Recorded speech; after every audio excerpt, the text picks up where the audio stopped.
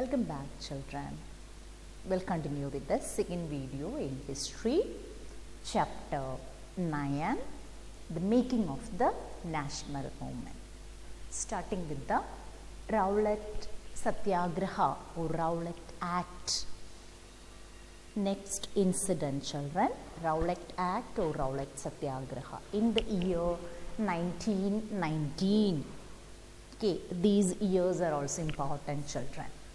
Okay, and what was Rowlatt Satyagraha? We'll check. It gave the government enormous powers to repress political activities and allowed the detention of political prisoners without trial for 2 years. Rowlatt Act, one of the act passed by the British government during British period. Okay, under that act, it gave the government, British government, enormous powers to repress political activities in India and to arrest the political prisoners, and without trial they can directly send them to the jail. Okay, that was the Rowlatt Act, children. Okay, British period, they have passed this act, and in order to repress the political activities in India. Then comes, children, Gandhiji and other national leaders protest against this Rowlatt Act, and they planned to conduct a non-violent civil disobedience movement against this unjust law, and that would start with a hartal on 6th April. The protest against Rowlatt Act resulted in Jallianwala Bagh incident on 13th April 1919. Okay, so what we have discussed, children, about Rowlatt Act. Which year British government passed this act? In the year 1919.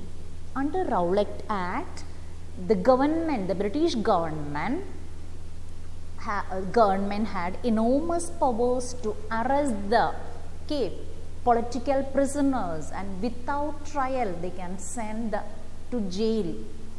Okay, and all the national leaders, including Gandhiji, protested against this unjust law, and a non-violent civil disobedience movement against this law. Okay, and that would start with a hartal on 6th April. Okay, and the protest to this Rowlatt Act.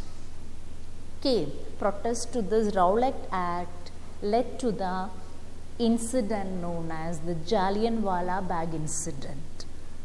Okay, and that topic is not included this year, children. That is why I am not giving the details.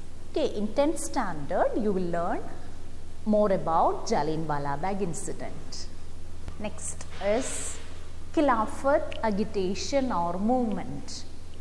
Khilafat agitation or Khilafat movement. This is related to this Khilafat movement is related to First World War, children. Okay, in part 1 we have discussed about effects of First World War on India. Okay, so this Khilafat movement or Khilafat agitation is also connected to First World War.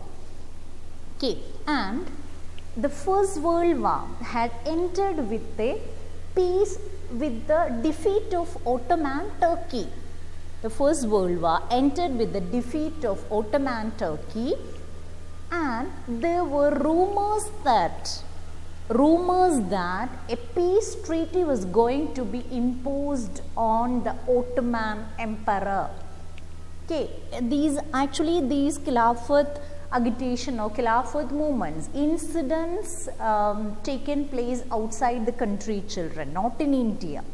Okay, so after the end of First World War, okay, there were rumors that they were going to impose a harsh peace treaty on Ottoman Emperor, and Coming to Ottoman Emperor, children, here we need to discuss about the spiritual head of the Islamic world.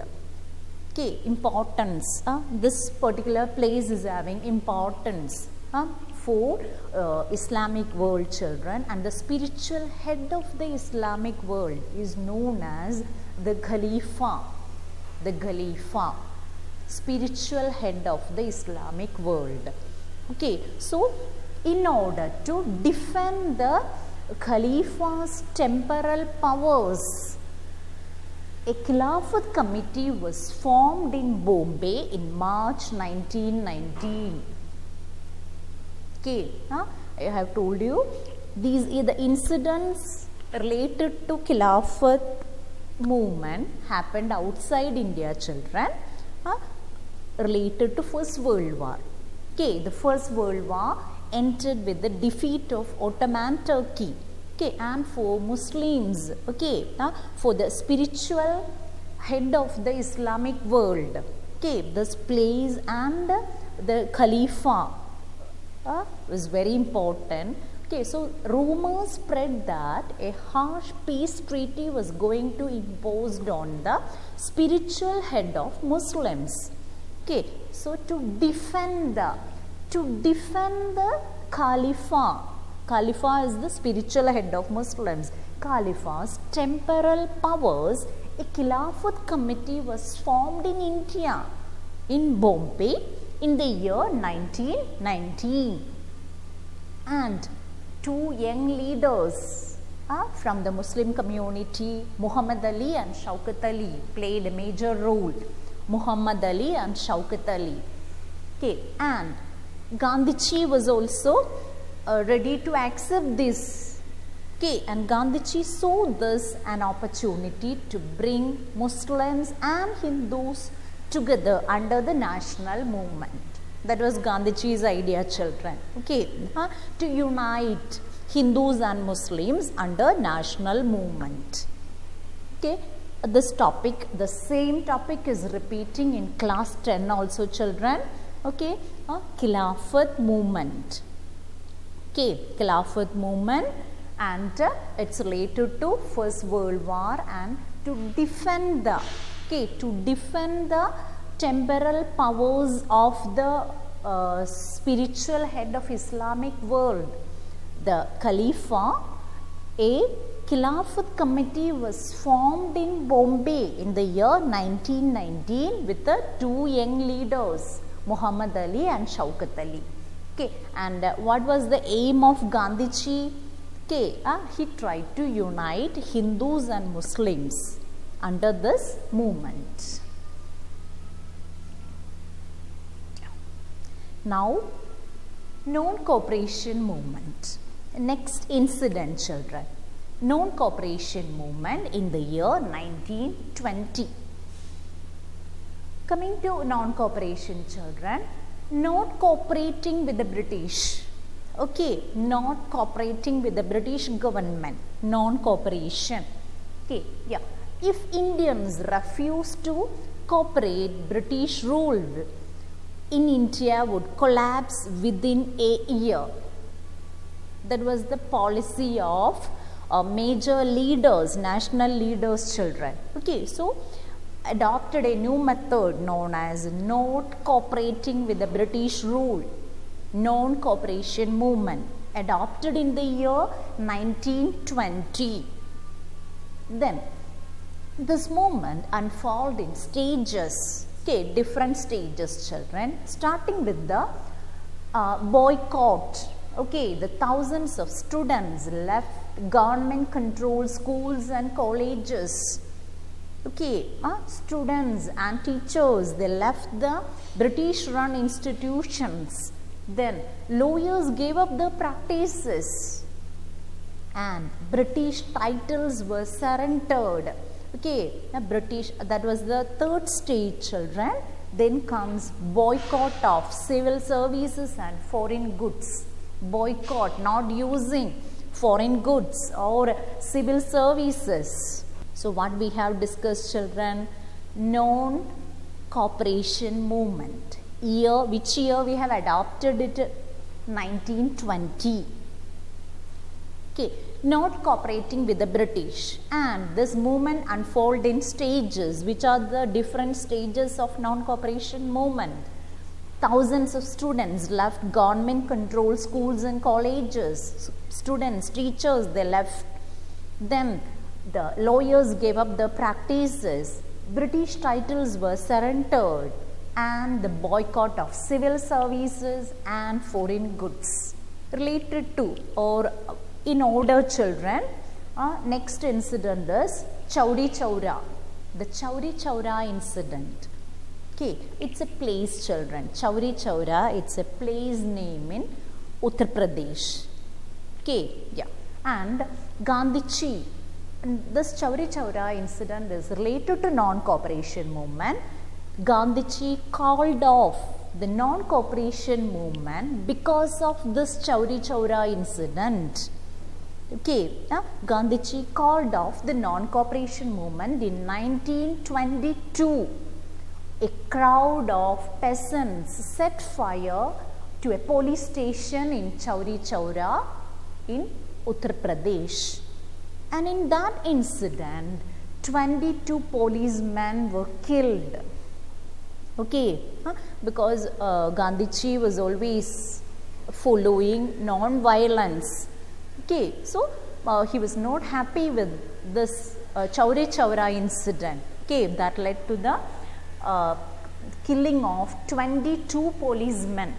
So Gandhiji called off the non-cooperation movement because of Chauri Chaura incident.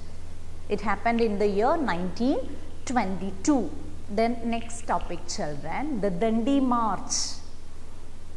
Okay, and it's actually the civil disobedience movement.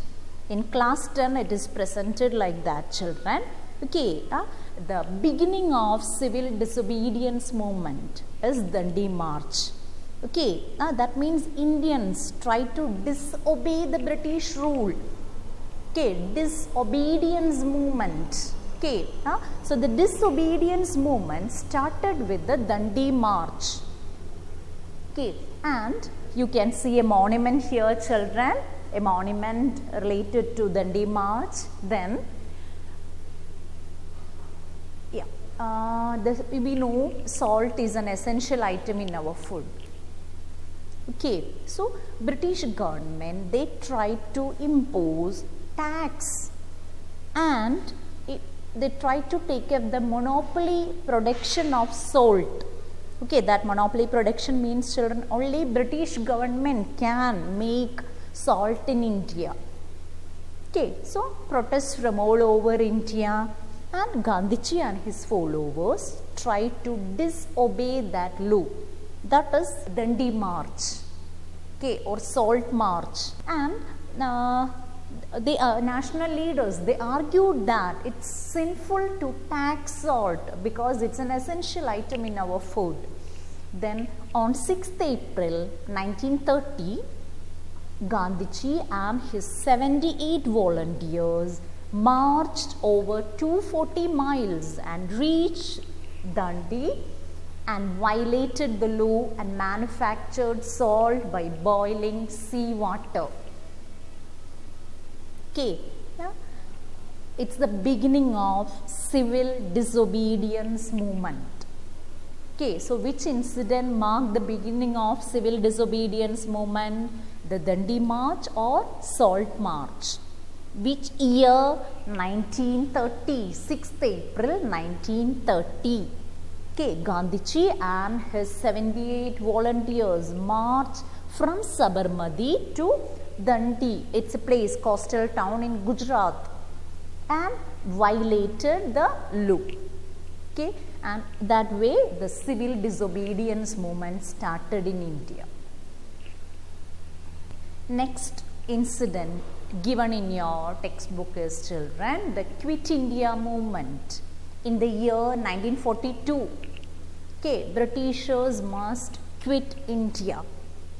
Okay, then Mahatma Gandhi and other national leaders, they initiate a new phase of movement.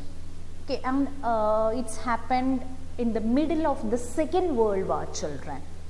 Middle of the Second World War. We have discussed about the effects of First World War on India.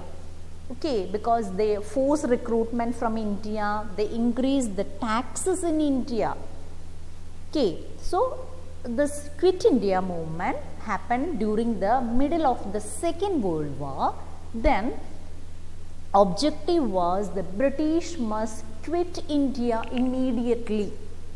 They must leave from India. They must quit India.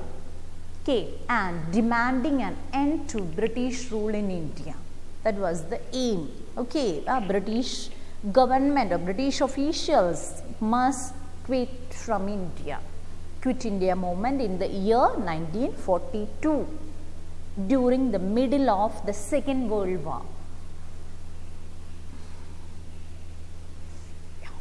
And we have reached to the last slide in this chapter, children, the cabinet mission and partition of India. The cabinet mission, okay, appointed, it's a commission appointed by the British government, children, in the year 1946, and it was a 3-member mission to Delhi. Objective was to suggest suitable political framework for free India. Okay, it's 1946, children, 1946. Okay, and you know 1947 we got independence. Okay, so before giving independence, they have sent a cabinet mission, okay, to frame the political institutions or framework for free India. But the decision of the cabinet mission was India should remain united.